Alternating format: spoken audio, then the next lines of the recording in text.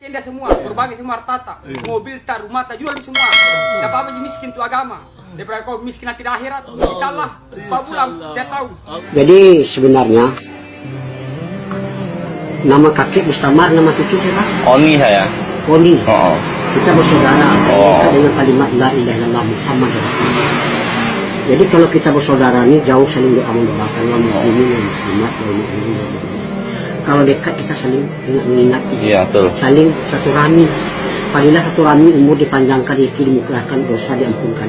Asbab satu rami tadi kita nggak kenal, kita kayaknya dikenal. Ini ulama mengatakan orang Islam satu tubuh. Sebelum kamu mencinta saudara kamu seperti mencintai diri kamu sendiri, belum kamu diakui sebagai orang beriman. Jadi tanda kita cinta kepada saudara kita, ajak mereka taat kepada Allah. Kalau mereka sudah taat kepada Allah, selesailah semua masalah. Sebab Allah kalau dengan kita taat kita selesai. Tapi kalau kita nggak mau taat kepada Allah, bertambahlah masalah. Jadi kita di dunia ini sementara, di akhirat selama-lamanya. Allah kuasa, makhluk tak kuasa. Dunia tidak ada, Allah yang ada. Dunia diadakan. Sebentar lagi dunia ini akan dihancurkan sehancur-hancurnya.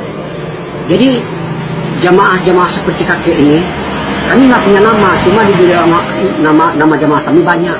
Ada jamaah keliling, ada jamaah kompor, ada jamaah tablik. Semuanya itu nggak salah. Yang Islam ini nggak boleh di kelompok-kelompok. Jadi kami mengajak manusia taat kepada Allah, bukan mengajak ke organisasi, bukan mengajak kepada golongan, bukan mengajak kepada satu kelompok. Itu kalau seperti itu memecah umat. Tapi kalau mengajak taat kepada Allah, menyatukan umat. Jadi kita, Nabi mencontohkan dakwah itu menyimpan umat dari lorong ke lorong, dari gang ke gang, dari rumah ke rumah, dari pintu ke pintu, menyampaikan pentingnya perkara ini kepada orang Islam dan mengajak orang muslim masuk Islam. Itu dakwah yang dicontohkan Nabi. Tapi ceramah di masjid itu namanya ta'lim wa ta'lum, untuk yang tobat. Mungkin ada saudara kita yang lalai, yang lupa. Banyak sekarang di tempat-tempat lain dia mengaku Islam tapi nggak sholat. Ini maksiat yang belum terbencang. Bagi yang tidak mendirikan sholat, itulah orang yang merubah agama. Bagi orang mendirikan sholat, itulah orang mendirikan agama. Jadi di sini orang beriman itu jelas Islam. Tapi kalau orang Islam belum tahu beriman, apakah tanda-tanda orang beriman? A'udzubillahi minasyaitonirrajim. Bismillahirrahmanirrahim. Innama ya'muru masajidallah man amana billahi wal yaumil akhir. Sesungguhnya yang memakmurkan masjid-masjid Allah adalah orang yang beriman, orang yang percaya ayat surat At-Taubah ayat 18. Barang siapa akrab dengan masjid, Allah akan akrab dengan mereka. Kalau ada orang bolak-balik ke masjid, saksikan olehmu bahwa mereka itu adalah mukmin. Wahai malaikatku, kamu lihat nggak tetangga-tetanggaku? Siapa tetangga-tetangga murah? Orang selalu memakmurkan masjid. Sebab masjid itu adalah jantungnya kampung, taman-tamannya surga, benteng-bentengnya orang Islam, rumah-rumahnya Allah. Jadi kalau kita datang ke masjid, otomatis kita dimuliakan oleh Allah. Jadi ibadah yang paling cinta adalah itu sholat di awal waktu, di mana azan dikumandangkan. Jadi sholat perintah Allah, berjemaah sunnah Nabi. Jadi kalau kita sholat berjemaah dapat 27, dapat sholat sendiri dapat 1. Mana yang mau kita uang 1000 dari 27.000? Jadi kita selalu menafikan dunia, mensifatkan Allah. Jadi dunia ini sifatnya menggoda. Kalau kita tertipu oleh dunia, nanti kita akan menyesal. Kadang-kadang ada orang Islam sekarang tergila-gila oleh dunia, ibadah ditinggal. Padahal dalam perintah ada kejayaan, ada kebahagiaan, ada kesusahan. Jadi kami dalam rangka menjalankan yang di dalam Al-Quran berbunyi, kalian adalah sebaik-baik umat dilahirkan untuk sekali manusia untuk beramal ma'ruf munkar dan berimanlah kamu kepada Allah. Al-Imran 10. Dan harus ada satu golongan umat untuk mengajak manusia taat kepada Allah. Al-Imran 4. Jika kamu tolong agamaku, aku akan tolong kamu. Itu Al-Quran.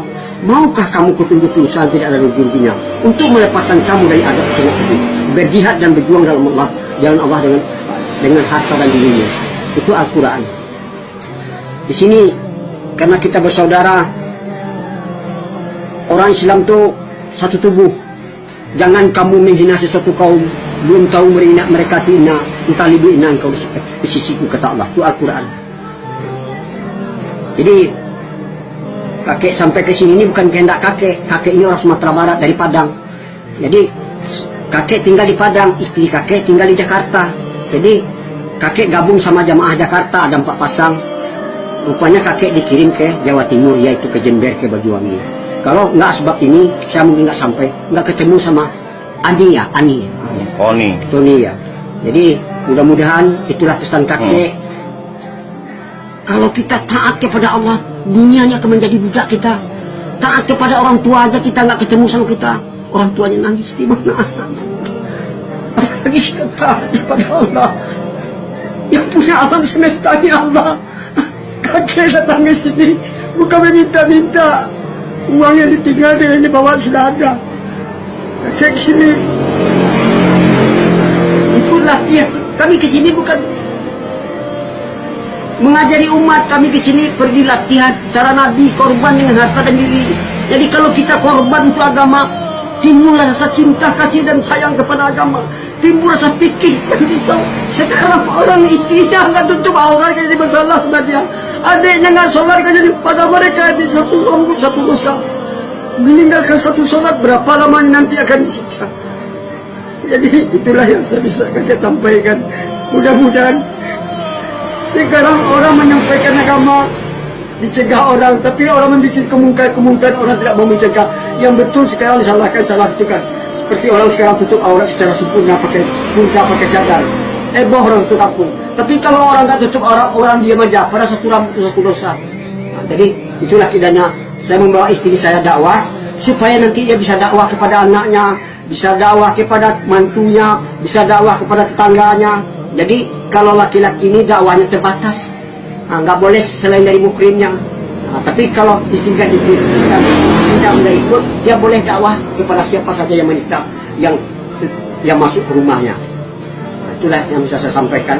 Kakek ini orang bodoh, kakek bukan ulama, kakek ini belajar menghidupkan sunnah. Man ahya sunnati faqad yabani wa man ahabani kana ma jannah. Nah, siapa menghidupkan sunnah berarti cinta kepada Rasulullah. Siapa yang cinta pada bersama-sama Rasulullah.